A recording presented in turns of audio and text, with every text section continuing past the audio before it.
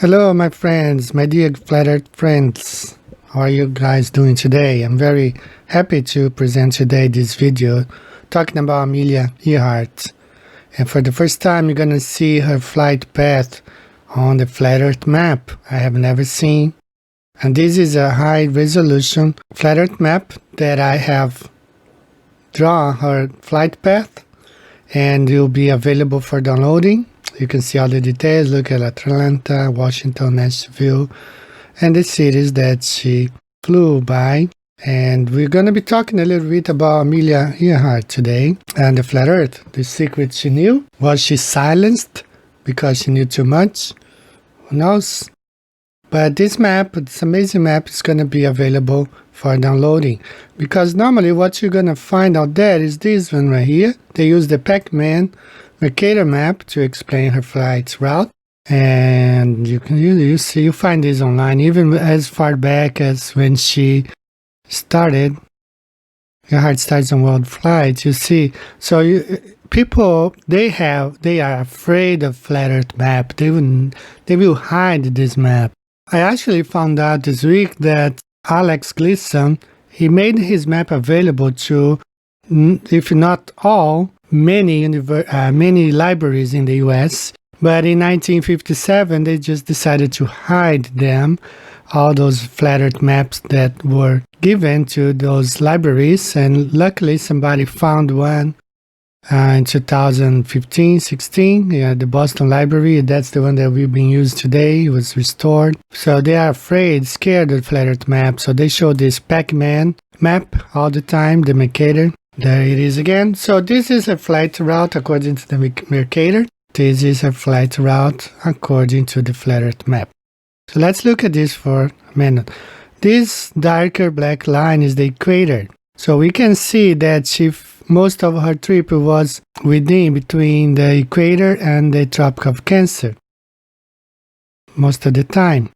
So she left Oakland in the US, Tucson, New Orleans, Miami, San Juan, Puerto Rico, Caripito in Venezuela, and then Paramaribo. Then she crossed the equator to Brazil, Fortaleza, Brazil, and Natal, Brazil. She crossed the equator, and then she crossed back to when she went to Africa, and these are the places she traveled through in Africa until she reached the Middle East here. From there, she went to the Arabian Peninsula, and then Karachi, Pakistan. Then from there, Calcutta in India, Bangkok, and then other places here in Southeast Asia, Singapore. Then she crossed the equator again towards these islands here. And then she went to Port Darwin in Australia. And she traveled here. And the red line means that the places she flew over there, these places right here. All the red lines are her flight path. Now the blue ones was the ones that she was supposed to fly, but then she disappeared when she was close to Howland Island. But, that's why it's blue. It's incomplete. She was supposed to fly Howland Island, then Hawaii, back to Auckland. So you can see on the flat earth map how everything makes more sense. Her flight path, and this wonderful map with her flight path will be available online. I want to thank Eric Dubay. I sent him this map and he made a file available online. So you guys, I'm going to place the link here. You can download it. If you're a history teacher, you want to teach the things the way they really work.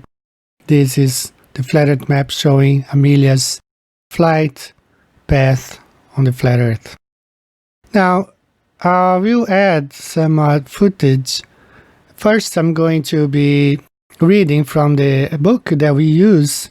We actually use a book in our school, and there is a chapter that talks about Amelia Earhart. So I'm going to be reading a passage of that book. Then we're gonna add some more footage from other channel that I found really interesting about Amelia Earhart. First of all, I wanna also show you guys this thing here. Yes, this is Amelia, and this is Admiral Byrd. Did she know about the flat Earth? My picture here, Amelia, Admiral Byrd, the same one who said there is more land beyond Antarctica.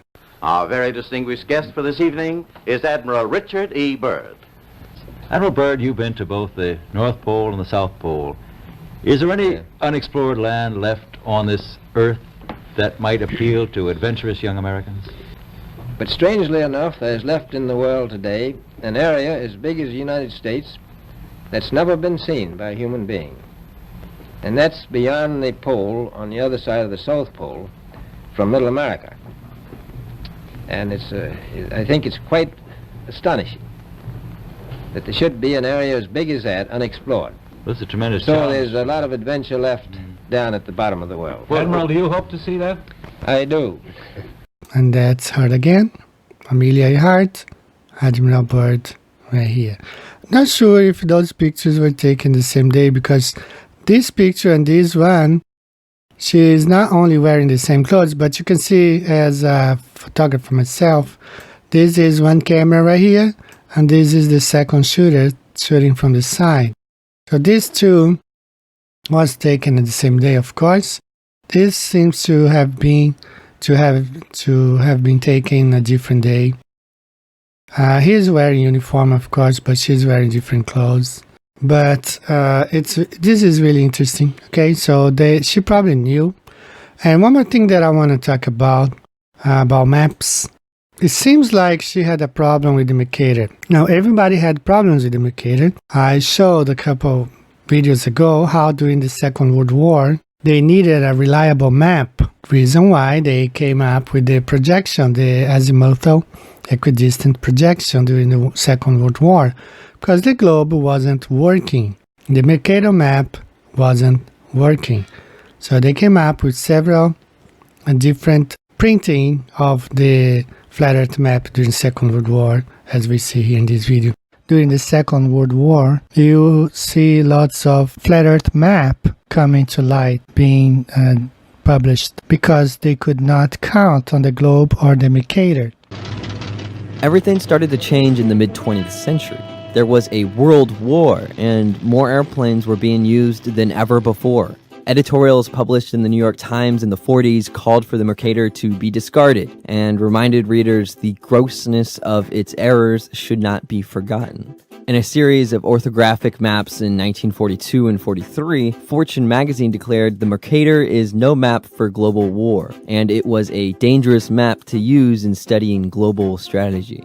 An expose on cartography Life published around the same time called the Mercator a mental hazard in a war that is plotted on great circles across the land and sea and through the air. There are several versions of it, and you see pictures, even Hitler, next to flat Earth map, and I'm going to be displaying here, and as you see here displayed, some of the ones came up during the Second World War. Because Earth is not a globe, they could not rely on a globe projection or a Mercator projection, and so many problems they had. So that's why they came up with the flat Earth map during the World War II. Now nowadays it's different because most airplanes fly themselves. Okay, you have the automatic pilot, they program, they punch in the numbers, they basically fly themselves. So, there are pilotless planes out there. So let's go ahead and watch these couple videos. Amelia was born in her grandparents' house in Kansas. Her parents didn't have any money, but her grandparents were rich and sent her to the best schools. At 20, she decided to study nursing and work in a hospital in World War I. When she was 23, she visited an air show and went up in a plane. At that moment, she knew that she wanted to be a pilot.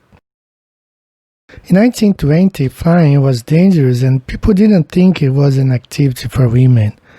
But Amelia took flying lessons, and a year later, she broke her first record.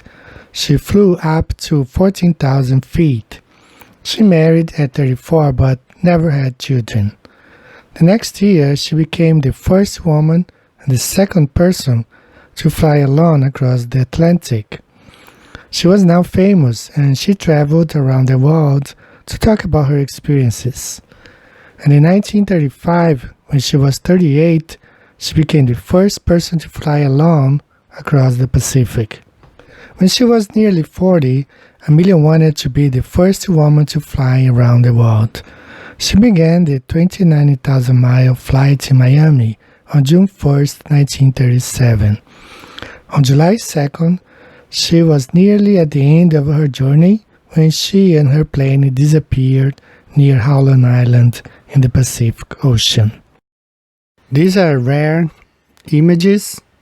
Footage released for the first time shows pilot Amelia Earhart before her ill-fated attempt to fly around the world in 1937. These images were taken just before her flight and came from Amelia's Earhart last photo shoot, Burbank, California, May 1937.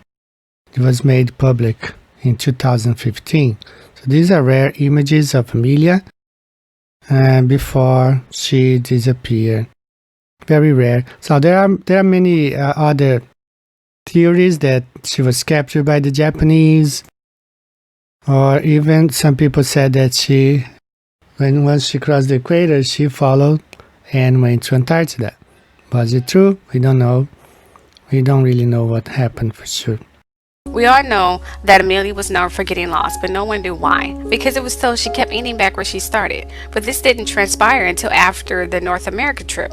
She didn't start getting lost until she decided to take a trip around the world. The first trip she had alleged engine problems.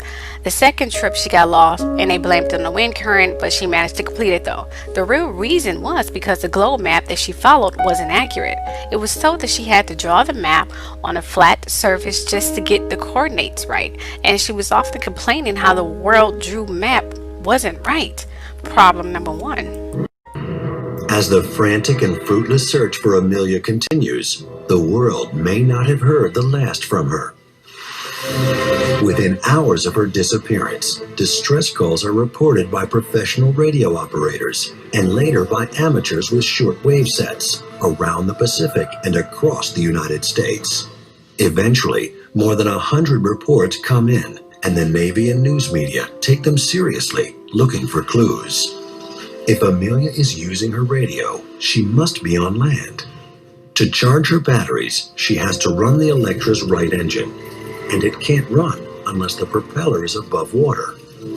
On the night of July 3rd, calls apparently from Amelia are picked up by Pan Am Airways direction-finding stations at Midway, Oahu, and Wake Island. When they track the signals to their source, it's in the Phoenix Islands, which includes Gardner, now called Nikamaroro. Some of the messages could help pin down Amelia's whereabouts. In Rock Springs, Wyoming, 16-year-old Dana Randolph claims to have picked up a call from Amelia, who says she is on a reef south of the equator. A woman in eastern Canada says she hears Amelia saying that the navigator is badly injured. Perhaps the most intriguing report comes from St. Petersburg, Florida. Betty Clank was a teenager in 1937. She often spent the afternoon listening to her family's shortwave radio, which was hooked up to a powerful antenna. And she kept a notebook handy to jot down the titles and lyrics of songs she liked. One July afternoon, while searching the dial, she hears a familiar voice. The first thing I heard was, "This is Amelia Earhart." That startled me. She said it several times, and I recognized that voice when I heard it. Betty shared her notebook and her memories of that day with Rick Gillespie in an interview for the Tiger Archives.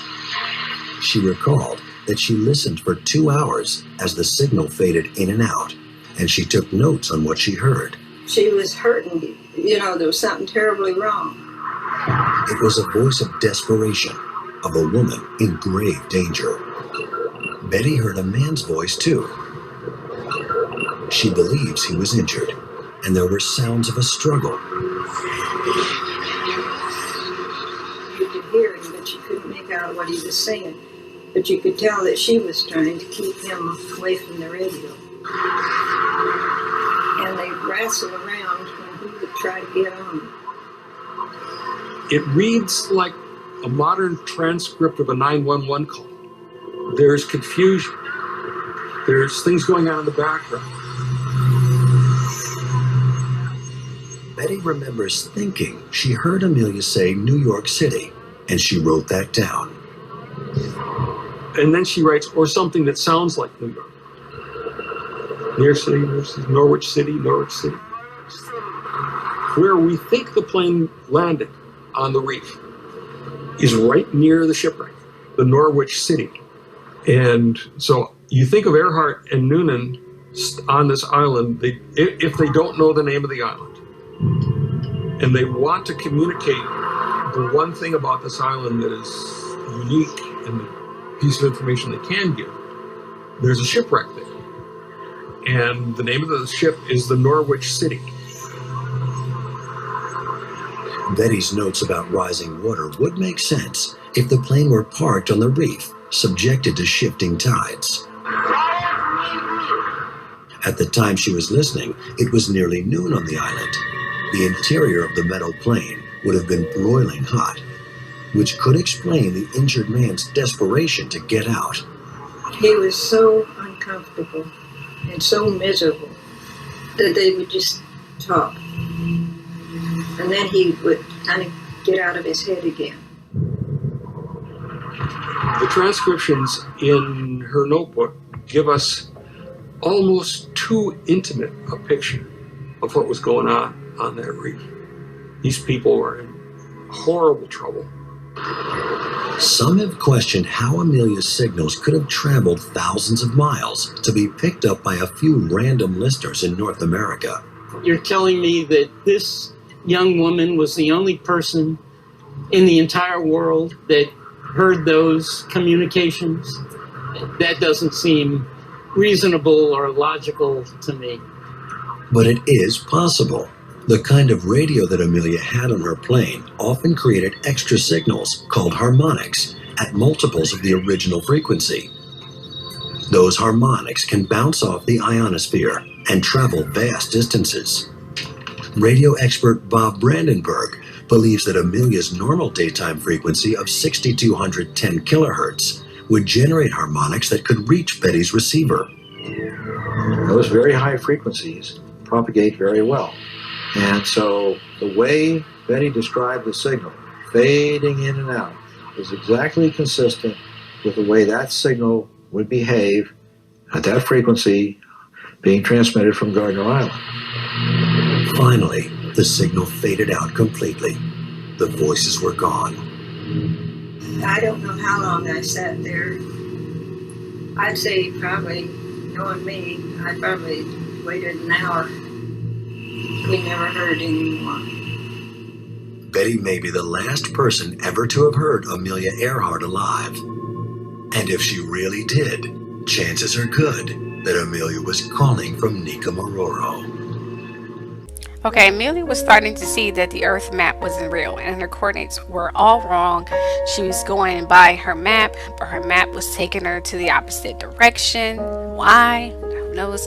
Because the Earth is flat, and at that time, they had no idea where the hell anything was aside from America.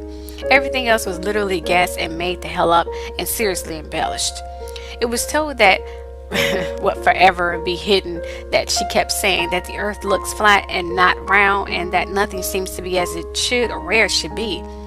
She was rumored that she was going to write a book on some findings and the true element of the earth. A big hell no. Remember the planes were becoming really popular, was starting to become really popular, and people were starting to see that the current globe map was not quite accurate, and the lines got crossed when some explorers were starting to see these lines. So that's when NASA, the Antarctic Treaty became developed. They didn't want their entire existence and lines to be revealed, not to mention other landmass aside from what we are taught that Richard E. Byrd revealed that was there that coincidentally coincides to the start of the Antarctic Treaty, and NASA became founded. But this whole thing actually started with Amelia Earhart, a woman whom they killed to hide their secret. Alright guys, that's all for today. God bless you. I'm working on another video. Hopefully it'll be up next week. And keep it flat, keep it simple, and let's keep on spreading. For those who think, I was looking at some globe channels past week saying that Flat Earth is dying. Well, Flat Earth is being killed. That's that's different than dying out. It's being killed. The opposition, just like even Bill Clinton says, never underestimate the opposition. The opposition is powerful. They own the universities, the studios, the TV stations, the artists, Hollywood, and they're very powerful and rich. And we are not. We are just people, regular people, who know the truth, that the earth is flat. So these powerful people, they can manipulate the media, the internet. We have seen over and over how Google and YouTube have manipulated the numbers, the search engines. You can't find, videos that sometimes I try to find. I can't because they are hidden. Totally hidden.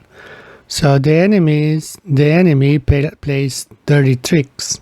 But Flat Earth is growing a lot, especially in other countries. I'm originally from Brazil, and there are many people from Brazil embracing Flat Earth. My book, I have been approached by some Japanese people, and they are translating my book into Japanese. But I'm not talking about just one guy doing a favor to another guy. I'm talking about like a company that approached me, and they hire professionals for the translation. And because there is a growing number of Japanese people interested in Flat Earth, it's been growing here exponentially. I'm also going to be translating my book into Portuguese, which is my mother language. And I have been invited to take part of Spanish internet-based radio. I haven't done yet because my time zone is really complicated. I live in Japan, but don't believe those Globers. They are liars. Most of them work for the devil himself. He is the prince of this world, father of lies. NASA or whatever space agents. It's all fake, computer-generated images, no images from space, no satellites. I challenge Wolfie 6020. I'm recording this. I have a screen recorder, so does Wolfie, and I challenge him to just go to Google and type satellites from space and see what he gets. I can do it right now. I'm gonna just open this on Google. I'm gonna write here satellites from space, and images. Sorry, I don't have my screen recorder to record the whole screen, but it's all CGI. So I challenge him to do the same thing. Just go to Google, type satellites from space, and try to find just a single one image that's not a CGI. He can't do it. It's all fakery. Space is fake. The earth is flat, guys. Wake up. So God bless you. I'll see you next time, and be safe. Did you notice any curvature while we were up there? No. No? What'd you see while we were up there? Just the blue sky, white clouds. Yeah, is it flat or? Pretty flat. Pretty flat? Yeah. Okay, thank you.